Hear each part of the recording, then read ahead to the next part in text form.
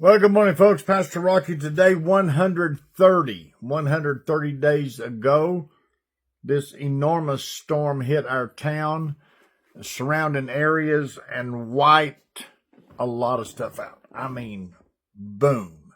130 days ago today. It's amazing that all this has happened in that length of time. But yet we still are resilient. We still are going forward. We're still seeing things happen, people being blessed, things changing. My goodness, we're still abundantly blessed. You know, Psalms 23 is such a very famous psalm for everyone. Psalms 23 actually was written when David was an older man. And he looked at his life and he saw what happened in his life, and he was able to pen those 6 verses about how God had watched over him, helped him, blessed him. So when you look at it from that standpoint, you get a lot of different pictures from it. But Psalms 24 is a Psalms that very few people ever talk about, but it's very powerful. It's very valuable to us. I want to read some of it to you this morning. It says, "The earth is the Lord's and the fullness thereof, the world and they that dwell therein." Now that's complete dominance and ownership. Now, I talked to somebody a couple of days ago, and I was talking to them about eternity. And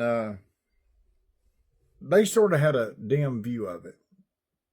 They sort of thought, well, it doesn't matter. It's not that big a deal.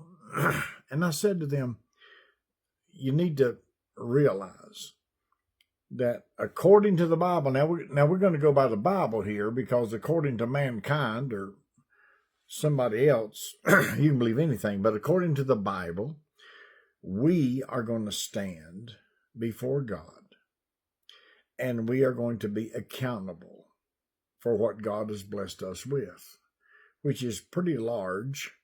It's very important, and it's also wonderful because we have the opportunity to come to Christ and make right decisions. Excuse me. So the earth is the Lord's and the fullness thereof, the world and they that dwell therein. Verse 1. Verse 2 says this, "For he hath founded it upon the seas and established it upon the floods." That's creation. We know that to be true. Verse 3. "Who shall ascend into the hill of the Lord, or who shall stand in his holy place?" Now, they talked about the whole creation. That's the whole ball of wax. But now he's talking about a particular place in creation. That's the presence of the Lord. Who can stand in the presence of the Lord? That's a good question. I mean, really, if you think about that, I mean, God is holy and we are unholy. The only thing that makes us good at all is the Spirit of God in us. So he basically says, who can stand there? Now listen to this. Verse number 4 says this, "He that hath clean hands and a pure heart, who hath not lifted his soul up to vanity nor sworn deceitfully." Now, this verse is fantastic because it says you can get to God, but you got to be right to get there. Now, I use the term speaking terms. You got to be on speaking terms with God to get there. And if you're going to be on speaking terms, you got to be on the right way. You got to be living the right way, acting the right way, doing the right thing. Somebody says, well, I'm not perfect. Nobody asked you to be. Nobody ever asked you to be perfect. Never, never, never. But you are asked, and I am asked, to be faithful. Not perfect, but faithful. Look what it says. "He that hath clean hands and a pure heart, who hath not lifted up his soul to vanity, nor sworn deceitfully." That's who can come into the hill of the Lord. That's who can come into his holy place. That person that has their hands, their heart, and their mind clear before God. Now that's a big question. So I have to stop here for a second and just consider this question for a minute. Clean hands. Well, That's simple enough to understand, that you keep your hands to yourself and you don't put them in places they shouldn't be. But also, it's the purifying, purification, if you will, about what God's trying to do.